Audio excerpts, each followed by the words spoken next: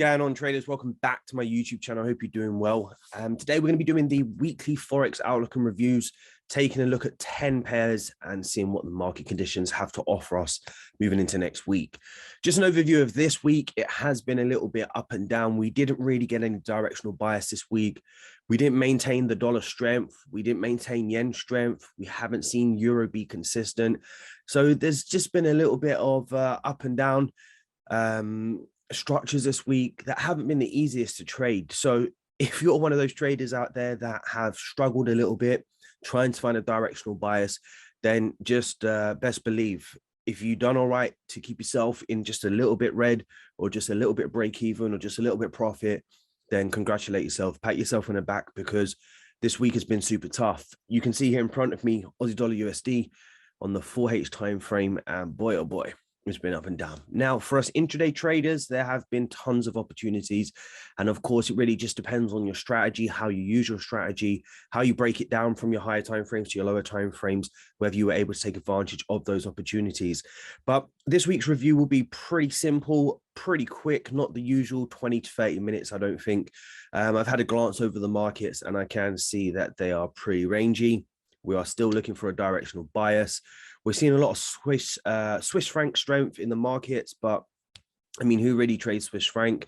We're trying to figure out if we can identify that dollar strength or that pound strength or that euro strength or that yen strength. And I'll be honest with you, I'm just not seeing it. But anyway, let's go through the markets. Let's see what it has to offer us next, moving into next week. This is trading, and this happens.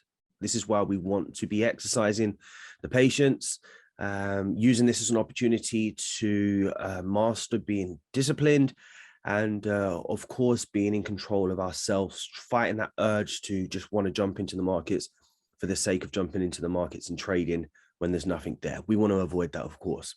Anyway, if you're new to the channel, welcome. Please consider subscribing. If you do enjoy the weekly Forex outlook and reviews, please give this video a thumbs up and turn on notifications for our next video. So without further ado, let's take a look at what's happened in the markets. Now, Aussie Dollar USD last week had a pretty strong pullback, and the idea was that the dollar would strengthen again and see this market continue bearish. Now, we've seen that. We have seen that last week, but it has been in drips and drabs. We've had a lot of sideways moving markets. And even though we're stepping down, making these lower lows and lower highs, it still hasn't been easy. Now, I guess for a swing trader, this is their dream, to see this formation, to identify that the structure is still pushing bearish. But for an intraday trader, this is just not attractive at all. So what we're going to do is just make sure that we're covering ourselves from all angles here. I don't know if we're going to see dollar strength still. Overall, the structure is still bearish, so we can't disregard that. But I think we have to just take into account that in this area here, there has been a battle with buyers and sellers, and we must respect that.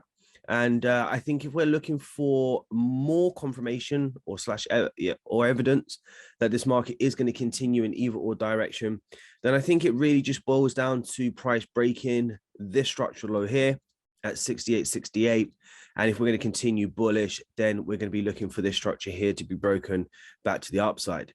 Now, I don't have any exciting analysis on Aussie Dollar USD this week to break down for you. And it is a little bit difficult for me to start breaking down, scaling down techniques and getting into the nitty gritties of intraday timeframe trading, because if that's not your style of trading, which is mine, then I'm just more likely to confuse you than it benefit you. So I prefer just to make sure that we give you the levels that you can all work with and or be wary of, and then trade it that way. Now, of course, you know, if price is failing to break the structural lows, we would anticipate that price will continue bullish, at least back to the highs, or at least to an area in the market where we'll find the most resistance. If you do want to trade it back up to the highs, that's completely fine. And I think I'm talking too much now. I'm not going to go into too much details on this. Let's just keep it super simple this week. I think this is what we're waiting for. I don't think I know this is what we're waiting for. Just a simple break of either the high or the low in anticipation of that continuation. We still need to see the market sentiment shift and see if we can identify what currency is stronger or weaker than the others. Next pair we'll take a look at is USD CAD. Now, based on the analysis on USD CAD, it's illustrating USD weakness at this stage, simply because Aussie dollar USD is bouncing off of the low. USD CAD is now pushing to the downside. There's a lot of bearish momentum here, and that would then signify USD weakness. Don't know, traders. I don't know yet, but we'll stick to it. Pretty simple structure to work with here. We have an area in the market where price failed to break above. What we're doing here is we're just taking an area where you can see that price has come to before, respected, and then now we're taking that as the major key level in this structure. Now that price has started to push to the downside, I think we've got a couple of areas to look out for here. We are starting to break this low, which is interesting, but we do have a next traffic point or traffic area here where we can find some sort of resistance. So I think based on this information, what I'm going to be looking for next week, especially the early part of next week, is to see a continuation of this CAD strength / USD weakness. And just for confirmation, coming off of the back of this really strong move to the upside, I think it's a no-brainer just to be, again, a little bit more patient. If we start to break 28.69, then we can start to anticipate then that weakness in the dollar and a continuation to the downside.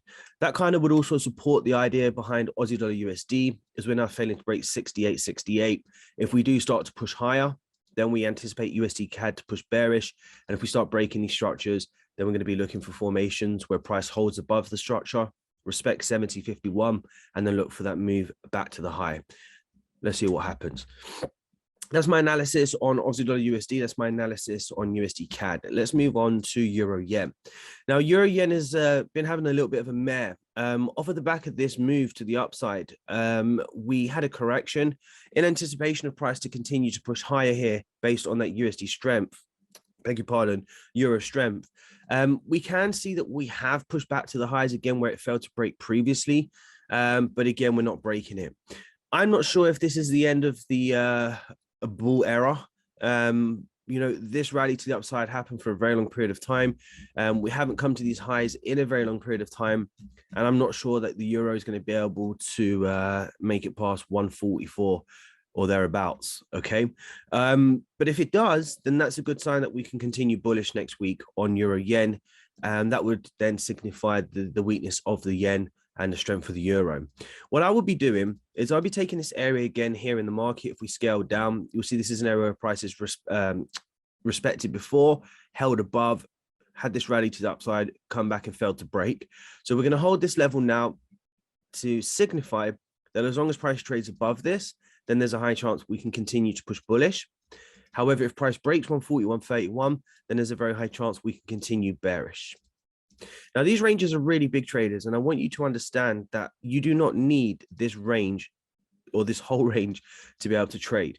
What you're doing is you're patiently waiting for the market to speak to you first, and then you act second, okay? And by taking these levels that you see me marking here, we're basically saying, these are my soldiers, these are the brick walls. If my soldiers can't break these brick walls, then there's a very high chance that they're running out of steam, they're losing momentum, and they're not going to continue on to the next destination if they don't get past these walls. However, if the soldiers do get to these brick walls here, and they do manage to get across them, break through them, whatever way you want to visualize this, then there's a very high chance that our soldiers can then continue their journey back down to the next brick wall. Wowzers. Okay, that's how I see it. Now, this range from 141 back down to these lows here at 138 is a 257 pip move. You do not need that in any which way, shape, or form. But once the soldiers get across these brick walls, then what you can be saying is, I have an opportunity now, when the time is right, to be able to take advantage of a 10, 15, 20, 30 pip move, which is a fraction, literally a fraction of this whole move here. And that is why it's key to be patient. So my analysis with Euro Yen, well, it's a bit all over the gaff, I guess. But I'm just looking for a directional bias. We'll have to take a look at Euro USD and see what's happening. And but as of now, these are the levels that I'll be working with. I'm just keeping it super simple and doing nothing more than marking my key levels. So moving over to Euro USD traders, you can see here that the market conditions are also very rangy. This to me again is just an opportunity to exercise and practice this patience and master your discipline, traders. Let's just not long this out. It is Sunday and you could be chilling with your families. Again, I'm just waiting for a directional bias. I think we spoke a lot about euro yen here, and I think we've got our levels we can work with euro USD. We're still waiting for a significant break of the highs or the lows until we can gauge a strength or weakness. This is not chess, this is trading. And if you can't identify directional bias within a matter of 3 to 5 seconds, then the chances are that there isn't a directional bias. For that reason, let's move on. Pound JPY, looking at pound JPY here. Oh, Lord. Okay. So looking at euro yen, we're basically saying that if price breaks above 144.19, we continue higher. If we break below 141.31, we continue bearish. Okay, so we don't have a directional bias other than the break of a high and low. With pound JPY, then I will stick to the same because I don't have anything to rely on in terms of strength or weakness. So just one little tip that I give you here: if you're taking this as a structural high, with a structural high this close to the previous high, then don't use that one and use this one. Okay, because there's nothing worse than thinking a structural high has been broken to run into another brick wall, and then you find yourself in a situation where price can't break it, reverses on you, stops you out, and then you're just like, oh, okay, I didn't see that structural high. So that's what I'm working with here. So again, I'm looking for a break of 164.70 or a break of 168.54. And then if we get those breaks, we can anticipate our soldiers to move to the next range.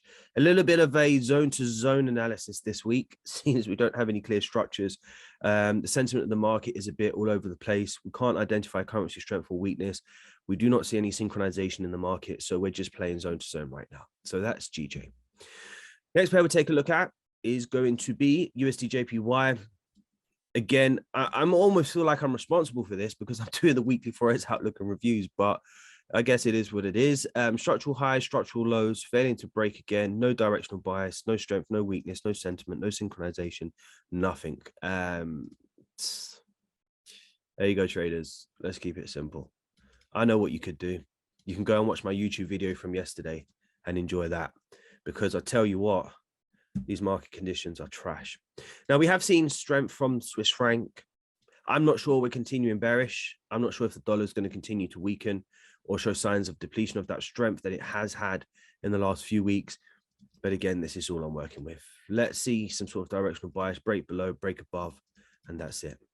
And by the way, yeah, we're moving towards the end of the month. I do believe that it will be NFP on Friday. It certainly is.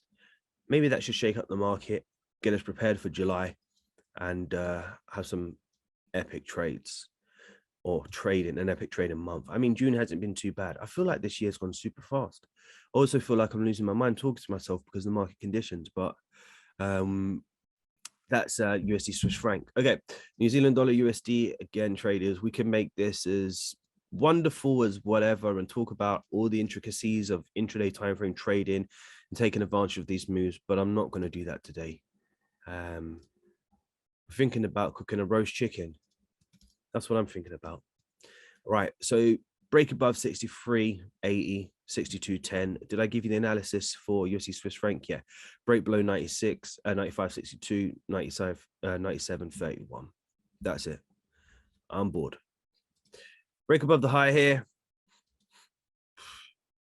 Consolidation again, we're very close to this low and this low and this low, but I think based on the consolidation failing to break the structural lows here, if we get a shift, then there is a chance we'll continue bearish, at least back down to the previous low.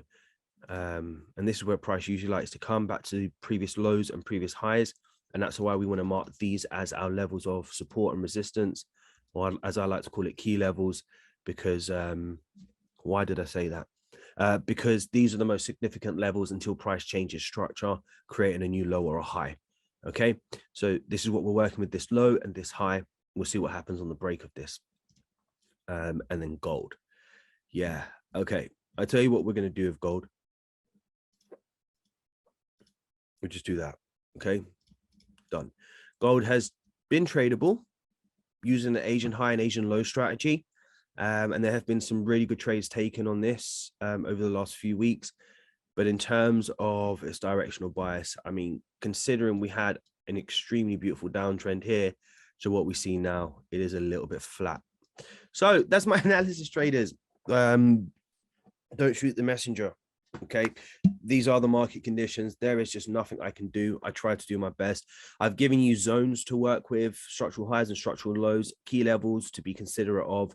In terms of a directional bias, that is not existent in the markets. Nobody can tell me anything different, to be honest with you, especially from an intraday perspective. In terms of currency strength and weakness, it is just not there yet. We're not seeing any synchronization. We're not seeing any confluences. There is just nothing going on. That doesn't mean you need to go away from this analysis feeling depressed and down, thinking about whether you're going to pass your challenges, your verifications, or make money next week. This is a part of trading, traders, and you have to accept the reality. It is not going to stay like this. This is absolute fact, but this is a great opportunity for you to master yourself, practice the art of being patient and disciplined, get on with something else. This is why you're trading, the freedom to own your time, to trade whenever and however you choose to. And if the market conditions are like this, then this is an opportunity for you to also go and make yourself a roast chicken. That is what I'm going to do today. Hope you like the analysis. Short, simple, and sweet. Hope you have a fantastic week next week, traders. End of July, end of June, start of July, we have another great opportunity to absolutely smash in. As I always say, continue to trust the process.